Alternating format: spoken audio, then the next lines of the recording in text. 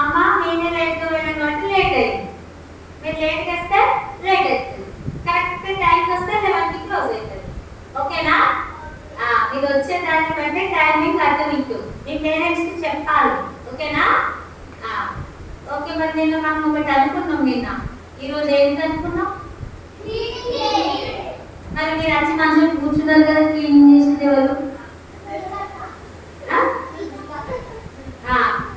మరి అందరికా లేకపోతే కొందరికా? మరి మీరు రాలేదు కదా, అంటే మీకు నచ్చినట్టున్నది. సిబిఎస్ఈ క్లాస్ నచ్చలేదా? మరి నచ్చితే రావాలి కదా, మరి గుర్తుండాలి కదా ఏంటో అది.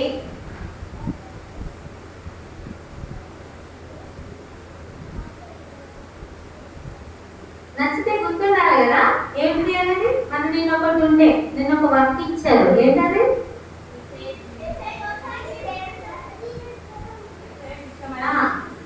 ఇచ్చని చెప్పలే, ఏం చేస్తారో అది చేయమని చెప్పా. ఏసైనా హ్యాపీ చేయడానికి మీరు ఏం చేస్తారు అది మనం లాస్ట్ లో మన క్లాసెస్ డివైడ్ అయిపోయి స్టోరీ విన్న తర్వాత మళ్ళీ మనం కలుసుకుంటాం కదా అందరం, అప్పుడు దాన్ని చూపిద్దాం. ఓకేనా? మీరు ఏమేం చేస్తారు, ఏం చేయాలనుకుంటున్నారు ఇక్కడ మీరు ప్రజెంట్ చేయాలి.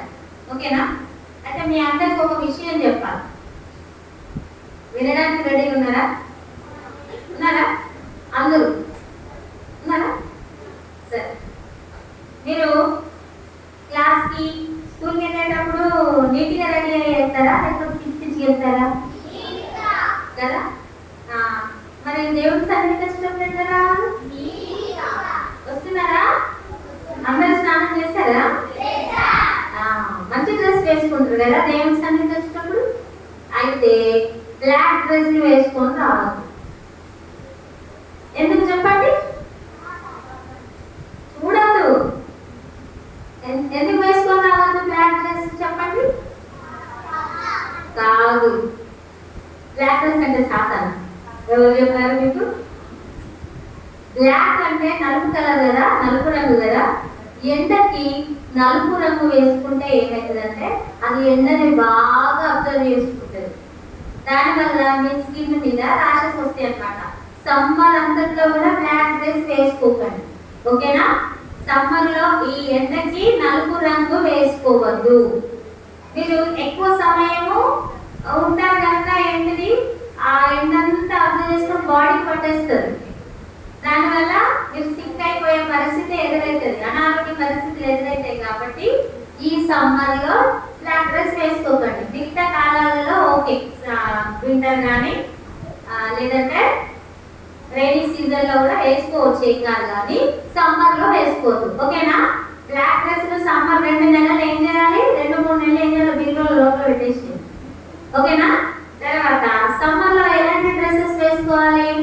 టైట్ గా ఉండే డ్రెస్ వేసుకోవద్దు. ఓకేనా? ఎందుకంటే సమ్మర్ లో ఏమైతుంది? మీకు బాగా చలి అవుతుంది కదా, ఉబ్బరంగా ఉంటుంది కదా. అంటే ఎండకి గాలి మన బాడీకి తగలకపోతే మీకు ఎంతమందికి చెమటకాయలు ఉన్నాయి చెప్పు? ఉన్నాయా? అవి ఎక్కువైపోతాయి, మండిపోతుంది. దురదలేసి అమ్మ గిట్టు గిట్టు గిట్టు మీ అమ్మలని ఇబ్బంది పెడతా ఉంటారు.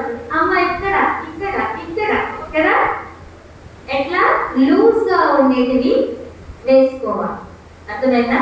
లూజ్ అంటే మరీ అలా దిగబడిపోయేటట్టు కాదు, కానీ కొంచెం కొంచెం లూజ్ గా ఉండేటివి వేసుకోవాలి. దానివల్ల బాడీకి ఫ్రీగా ఉంటుంది. ఇంకొకటి ఏంటంటే కాటన్ డ్రెస్సెస్ వేసుకోవడానికి ప్రయత్నం చేయండి. కాటన్ అంటే ఏం చేస్తుంది? మనకు స్వెట్టింగ్ వచ్చిన చెమట వచ్చిందనుకో అది ఫిల్ చేసుకుంటుంది. వేరే వేరే సింథటిక్ లాంటివి వేసుకున్నారనుకోండి, ఏమైందంటే ఆ చెమట అది పీల్చుకోదు. వేరే క్లాత్ పీల్చుకోకపోవడం వల్ల చెమట ఏమైతుంది? మన ఒంటి మీదనే ఆరిపోతూ మళ్ళీ వస్తూ ఆరిపోతూ మళ్ళీ వస్తూ ఆరిపోతూ అక్కడ ఏం తయారైతే మొత్తం ఈ చెమటకాయలు ఇంకా రకరకాల స్కిన్ ప్రాబ్లమ్స్ వస్తాయి అన్నమాట. కాబట్టి మీరు సమ్మర్ లో ఎలాంటి దుస్తులు ధరించాలి? కాటన్ దుస్తులు ఎక్కువగా వేసుకోవడానికి ప్రయత్నం చేయండి. మరి అంతగా సిబిసి క్లాస్ లో కాటన్ డ్రెస్ వేసుకోమని అమ్మ నాకు ఇప్పుడు అర్జెంట్ కొని అని ఇంటికి పోయి గొడవ పెట్టకండి. ఉంటే మమ్మీలకు మీ డాడీలకు చెప్పండి సమ్మర్లో వేసుకోవడానికి ఆ కాటన్ డ్రెస్లు అయితే బాగుంటాయమ్మా. ఒకవేళ వీలైతే తీసుకోమని చెప్పాలి. కానీ నాకు తెలియదు ఇప్పుడు మేము కాటన్ డ్రెస్ వేసుకొని పోవాలని ఇంటికాడ గొడవ చేయకండి, ఓకేనా? మెత్తగా ఉండేటువంటి డ్రెస్లే ఎక్కువగా ఈ సమ్మర్లో వేసుకోవాలి. ఇవన్నీ ఎక్కడ చెప్తారు చెప్తారా? జనరల్గా స్కూల్లో చెప్తారు కదా ఇలాంటి విషయాలని టీచర్స్ కదా, అలాంటి నర్సెస్ వాళ్ళు చెప్తారు. మనకు అన్ని కలగాల్సిందే సిబిసి, అందుకే మీకు ఈ విషయాలు చెప్పడం జరిగింది అనమాట. సో మీరు మంచిగా ఉండడానికి ఇక్కడ ఎందుకంటే మీరు బాగా ఎగురుతారు, దుంకుతారు, చాలా ఎంజాయ్ చేసినప్పుడు మనకు చెప్తా వస్తుంది కదా.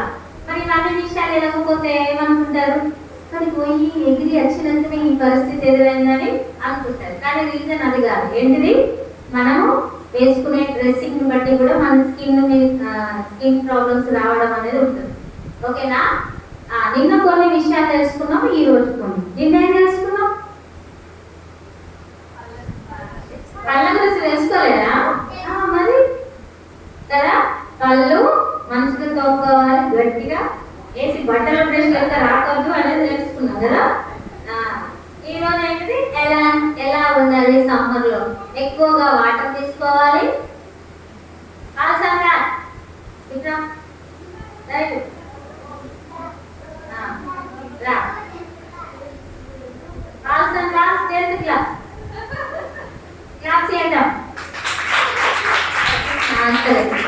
ఓకే, ఏంటిది, వాటర్ ఎక్కువగా తీసుకోవాలి. మీరు ఏం చేస్తున్నారంటే పాట పాడినప్పుడు మీరు ఎగురుతారు, దుంకుతా ఉంటారు కదా, అప్పుడు తాగద్దు.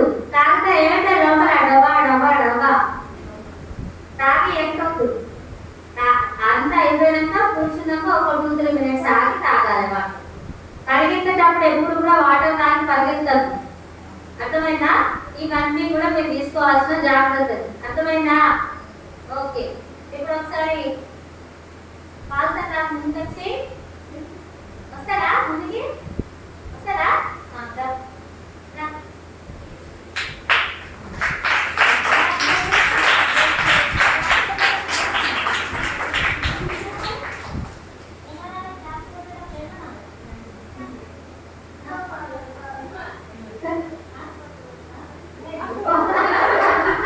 ఓకే, సరే. క్లాస్ పట్టేటప్పుడు ఏమనాలి?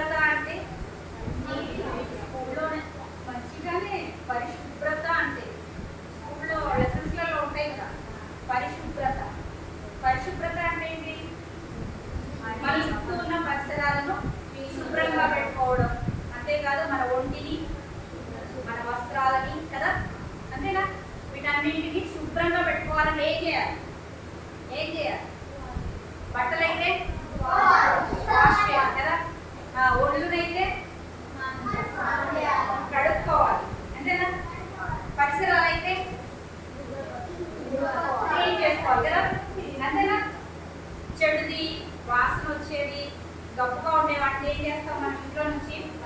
తీసి పారేస్తాం. లేదు ఇది పడేయకూడదు, బాగుంటది, ఇంట్లో ఉంచుకుంటామా? ఎవరైనా వాసన వచ్చేది ఏమైనా ఉంచుకుంటామా?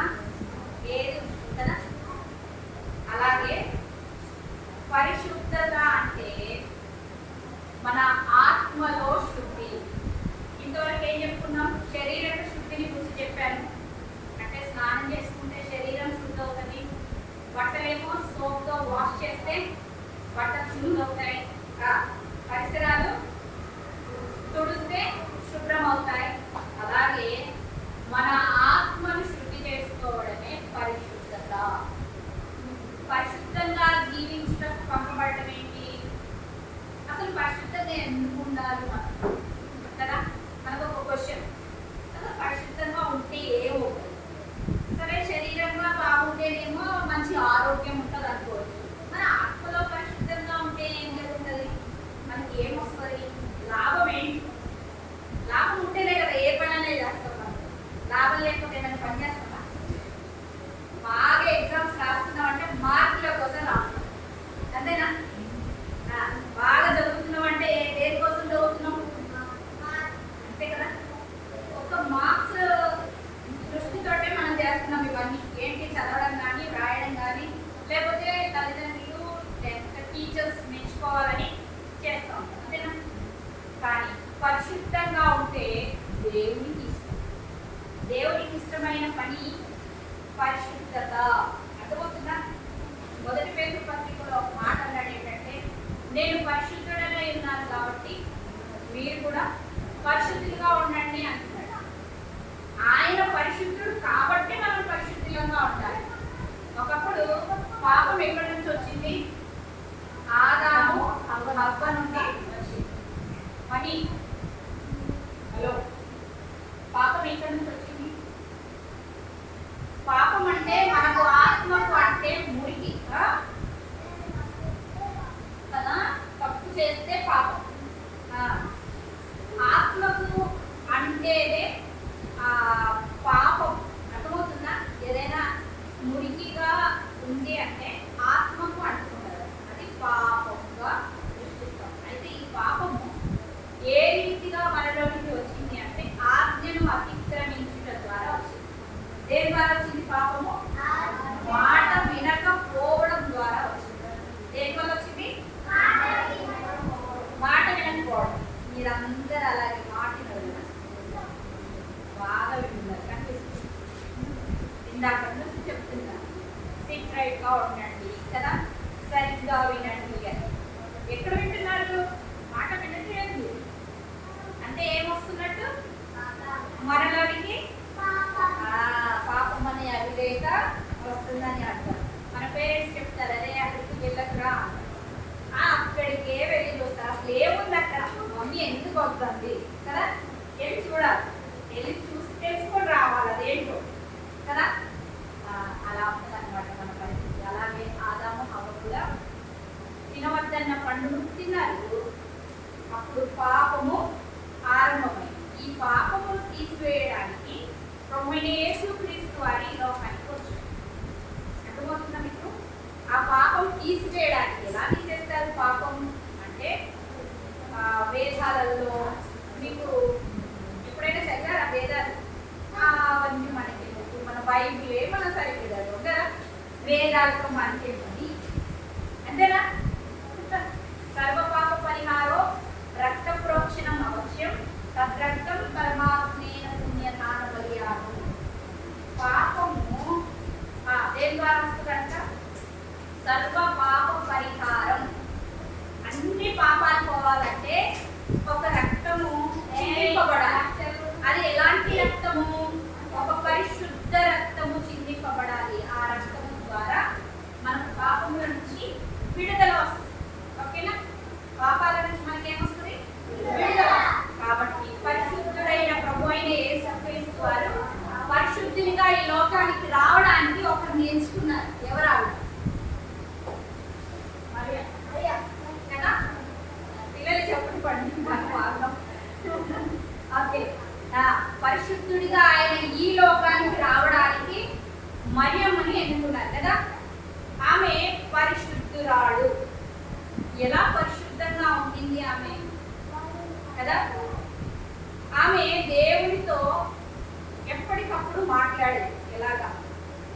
ప్రార్థన చేస్తూ, మెస్సియా వస్తానన్నారు కదా, దయచేసి మెస్సియా నా గర్భంలో రావడానికి సహాయం చేయమని ప్రార్థన చేసింది. ఆ ఒక్కటే కాదు, అక్కడ ఉన్న కన్యకలందరూ అలాంటి ప్రార్థనే చేశారు. నా గర్భంలో వస్తే బాగుండు, నా గర్భంలో మెస్సియా వస్తే బాగుండు అని ఆశించిన కన్యకలు ఎంతో మంది. కానీ మెస్సియా ఇలాగ వస్తాడన్న విషయం ఎవరికి తెలియదు. అది ఆశ్చర్యం. మరియమ్మ దగ్గరికి వచ్చేటప్పటికి దయాప్రాప్తురాలా అని గాబ్రియల్ వచ్చింది కదా. గాబ్రియల్ దూత వచ్చి చెప్పగానే మరియమ్మకు భయమేసేసింది. అమ్మో, ఎందుకు దేవుడు నా దగ్గరికి రావడం ఏంటి? ఇవి అనుకుంటుంది, మెస్సియా రావాలని కోరుకున్నాను కానీ ఈ గాబ్రియల్ దూత నా దగ్గరికి రావడం ఏంటి అని ఇప్పుడు తెలిసింది.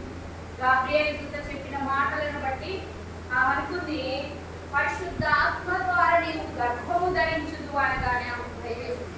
అమ్మో, లోకమంతా ఏమంటుందో ఏంటో, లోక పరిస్థితులు ఎలా ఉన్నాయి, అలా కనుక గర్భము ధరిస్తే నన్ను రాళ్ళతో కొట్టి చంపేస్తారు కదా, నేను బ్రతకలేదు కదా, నేనెలా మెస్సియా ఇవ్వగలను అని చాలా భయపడిపోయింది. కానీ దేవుడు తన పరిశుద్ధతను చూసి తనని ఎంచుకున్నాడు.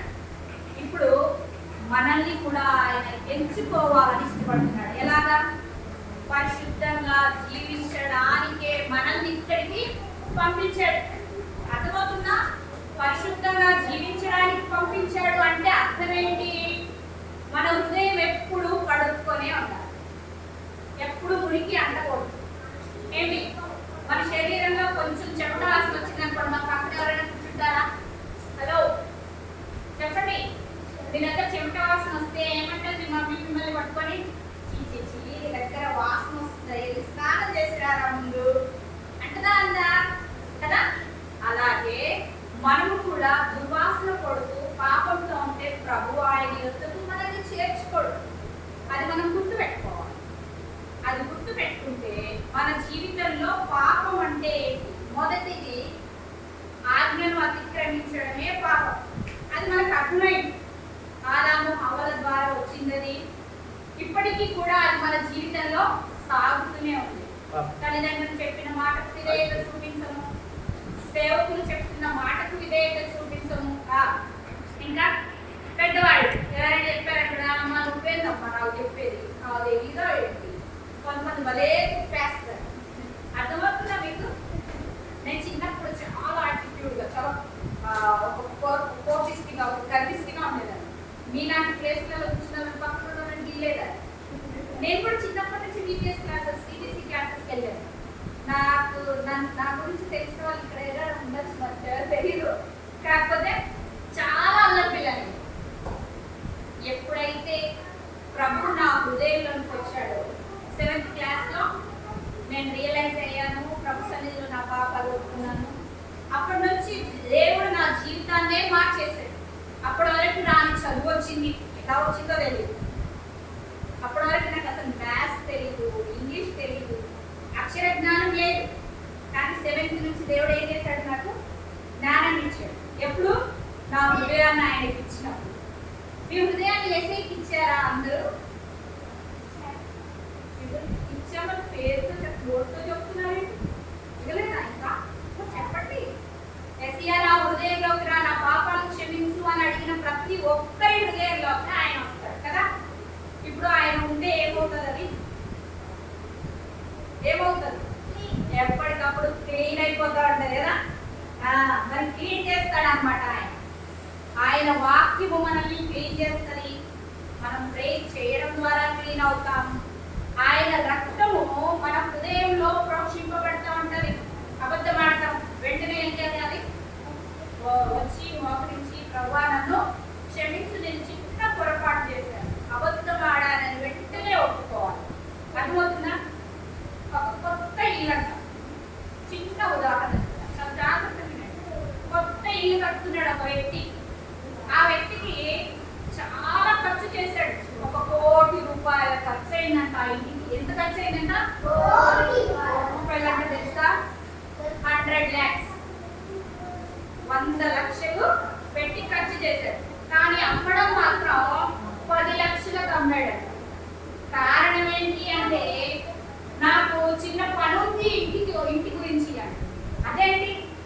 ఇల్లు అమ్మాలనుకున్నోడివి కోటి రూపాయలకి అమ్మే, కోటి రూపాయలు ఖర్చు చేసి 10 లక్షలకు అమ్మడం ఏంటి? వామ్మో ఈ ఇంటి మీద ఏదో లేకపోతున్నాడని ఆ యజమాని ఏమి అనుకోకుండా 10 లక్షలకే కొనుక్కున్నాడు. చాలా చీప్ వచ్చింది, హ్యాపీగా కొనుక్కున్నాడు. పాపం కొనుక్కున్న తర్వాత సాయంకాలం నుంచి మొదలైంది టార్చర్. ఏంట్రో బాబు అనుకుంటే వచ్చి అతను డోర్ కొడుతున్నాడంట. ఎవరు? అమ్మిన వ్యక్తి. ఏంటయ్యా అమ్మేశావు, ఇంకేది నా ఇల్లు కదా, నువ్వేంటి ఇక్కడ అని అడిగితే, నాకు చిన్న పని ఉందండి, ఈ గోడకి ఒక మేకు ఉంది, ఆ మేకు కోసం వచ్చా. నేను నీ కోసం రాలేదు. దేనికోసం రాలేదట? నీ కోసమో ఇంటి కోసమో రాలేదు, నేను మేకు కోసం వచ్చా. ఈ మేకు నాది. ఎప్పుడు వచ్చినా నువ్వు తలుపు తీయాలి, ఆ మేకు కోసం నేను లోపలికి రావాలి. ఆ మేకుకు నేను ఏదైనా తగిలించుకుంటాను, ఏదైనా పెట్టుకుంటాను. దాన్ని తీసుకుపోవడానికో వస్తాను, లేకపోతే పెట్టడానికన్నా వస్తాను. ఆ మేకు మాత్రం నాది. అందుకేనయ్యా 10 లక్షలు కమ్మింది. ఇంత తక్కువ ధరకి ఎందుకు అమ్మాయిని అనుకుంటున్నావు అని అంటాడు. ఇంకా టార్చర్ మొదలైందనమాట. పొద్దున ఒకసారి వస్తాడు, డోర్ కొడతాడు. సాయంకాలం ఒకసారి వస్తాడు, డోర్ కొడతాడు. ఏంటయ్యా నీ బాధ, ఏంటయ్యా అంటే, అరే నీకోసం రాలేదన్నాను కదా, మేకు కోసం కదా నేను వచ్చింది అని బెదిరిస్తాడు. ఇంకా ఇంటి వాళ్ళు ఏం చేయలేక గమ్మునే ఉన్నాను. అయితే ఆ మేకుకు ఒక సంచిగా తీస్తాడు, వెళ్ళిపోతాడు. మళ్ళీ వచ్చి ఆ సంచిలో ఉన్నది ఏదో తీసుకుంటాడు, మళ్ళీ వెళ్ళిపోతాడు. అలా పద్దాకా వస్తానే ఉన్నాడు, పోతానే ఉన్నాడు. ఒకరోజు ఆ ఇంటి యజమాని అంటే కొనుక్కున్న వ్యక్తి అన్నాడు, ఏమోనయ్యా నీ మేకేంటో నువ్వేంటో, ఈ ఇల్లు నువ్వే తీసుకో, నాకు అవసరం లేదు, నేను విసిగిపోతున్నా, ఈ ఇంట్లో ఉండలేను, నేను ఆ మేకైనా తిని లేకపోతే మేమైనా వెళ్ళిపోతామని అడిగాడు. లేదు లేదు, ఆ మేకు నేను పెట్టింది, అది నాదే, నాకు ఎప్పటికీ ఉంటుంది అన్నాడు. ఇక్కడ నేను చెప్పదలుచుకున్నది ఏంటంటే, మన ఇంట్లో అంటే మన హృదయంలో మేకు లాంటిది మనకి ఇష్టమైనది ఏదో ఒకటి ఉంటా ఉంటుంది. ఏముంటది? మనకు అబద్ధాలు అంటే ఇష్టం, పక్కోళ్ళని కొట్టడం అంటే ఇష్టం, తల్లి మాట వినకపోవడం ఇష్టం, ఇంకా అంటే దేవునికి వ్యతిరేకమైనవి మనలో చాలా ఉంటాయి. ప్రార్థన చేయడం అంటే ఇష్టం ఉండదు, బైబిల్ చదవడం అంటే ఇష్టం ఉండదు, దేవుని ఆలయానికి వెళ్ళడం అంటే ఇష్టం ఉండదు కదా. అలా ఏదో ఒక దేవునికి నచ్చనిది మన హృదయంలో మేకులాగా దిగబడిపోయి ఉంటుంది లోపలికి. దాన్ని తీయడానికి ఏమో అవ్వదు, దాన్ని తీసుకువెళ్ళడానికి అవ్వదు. ఇప్పుడు సాధారణ పద్దాక వచ్చి దేవుని మన హృదయంలోని పద్దాక డోర్ కొడతా వస్తూ ఉంటాడు. నేను ఎందుకు వచ్చా? నీకోసం రాలేదు, ఆ మేకు కోసం వచ్చా, నీలో ఉన్న ఇష్టం కోసం వచ్చా. లోపల నువ్వు దేన్ని ఇష్టపడుతున్నావు? ఎక్కువ టీవీ చూడడం ఇష్టపడతావా, లేకపోతే ఎక్కువగా లోపల్లో ఉన్న వాటి మీద ఫలానా వస్త్రాలు వాళ్ళు వేసుకున్నారు, నేను అలాంటి వస్త్రాలు వేసుకుంటే బాగుంటుంది అని వస్త్రాల మీద ఇష్టమా, లేకపోతే ఇంకా వేటి మీద మనం ఇష్టాలను కలిగి ఉంటున్నాం? దేవునికి ఇష్టం లేని దేనినైనా మన హృదయంలో ఉంచుకుంటే మనం అపవిత్రులం అయిపోతాం. అర్థమవుతుందా?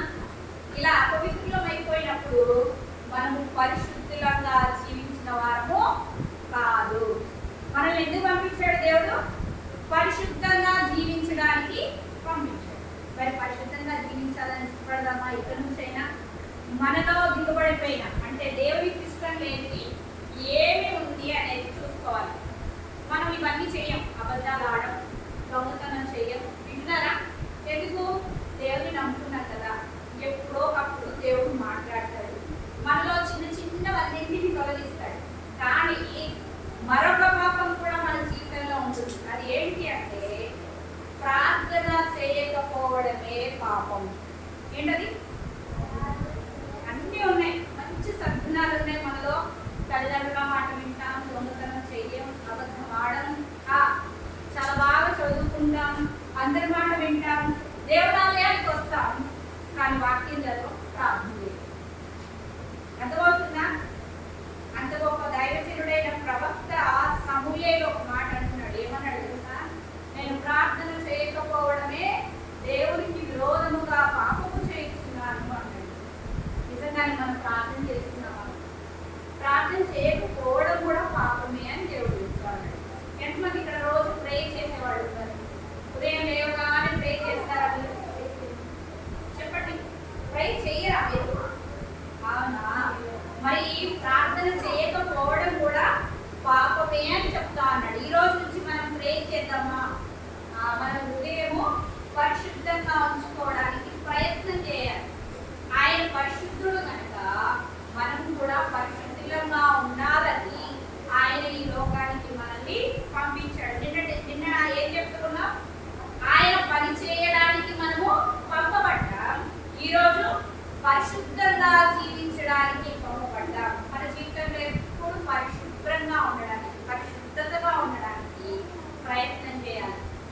శారీరక శుద్ధి అవసరమే, ఆత్మశుద్ధి కూడా మనకు అవసరమై ఉంది. కాబట్టి ఆత్మలో ఎప్పటికప్పుడు శుద్ధి చేసుకునే వారంగా ఉండాలి. ఎప్పుడు ప్రార్థన చేస్తా ఉండాలా, ఎప్పుడు వాక్యం చదవాలా, ఎప్పుడు దేవుని సన్నిధికి వెళ్ళాలా అని కొంతమందికి విసుగు వస్తా ఉంటారు కదా.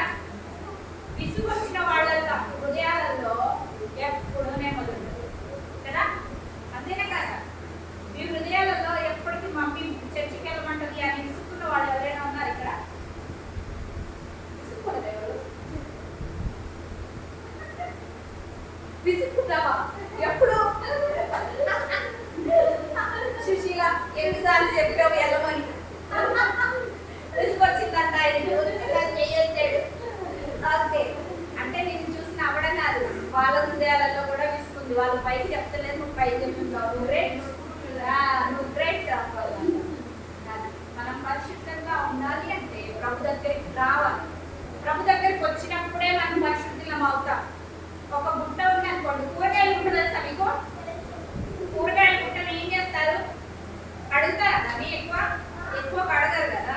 ఎప్పుడన్నా కడగాలనుకుంటే కూరగాయలు అమ్మే అతను ఏం చేస్తాడు?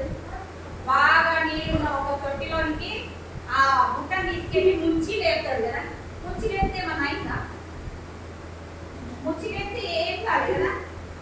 దానిలో ఉన్న హోల్స్ వల్ల నీళ్ళన్నీ పోయి, అయ్యో ఏమైంది, ఎందుకు చెప్తున్నారు మీరు దాని గురించి అనుకుంటున్నారేమో.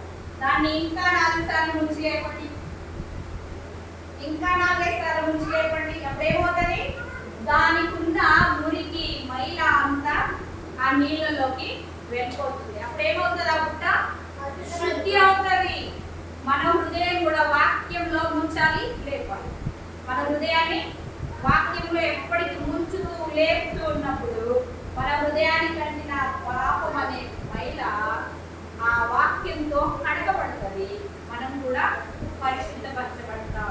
కాబట్టి మనం కూడా పరిశుద్ధంగా జీవించడానికి ప్రభు పంపాడు. కాబట్టి మనము కూడా ఆయన పంపినటువంటి ఆయన కర్తవ్యాన్ని మనం కూడా నిర్వర్తించాలి. పరిశుద్ధంగా జీవించడానికి ప్రయత్నం చేయాలి. ఓకే, మనం అలా చేద్దామా? మరియమ్మ గర్భంలో ప్రభు అయిన యేసుక్రీస్తు వారు ఉన్నట్టుగా మన హృదయాలలో యేసుక్రీస్తు ప్రభు వారిని ఉంచుకోవాలి. ఆయన మన హృదయంలో ఉంటే ఎప్పుడు మనం శుద్ధంగా ఉంటాం, పరిశుద్ధంగా జీవిస్తాం. ఆయన ఉన్నట్లుగానే మనం ఉండడానికి ప్రయత్నం చేయాలి. ఓకేనా? మనం ప్రయత్నం చేద్దామా? కంఠస్థవాక్యం చూద్దాం. కంఠస్థవాక్యం మొదటి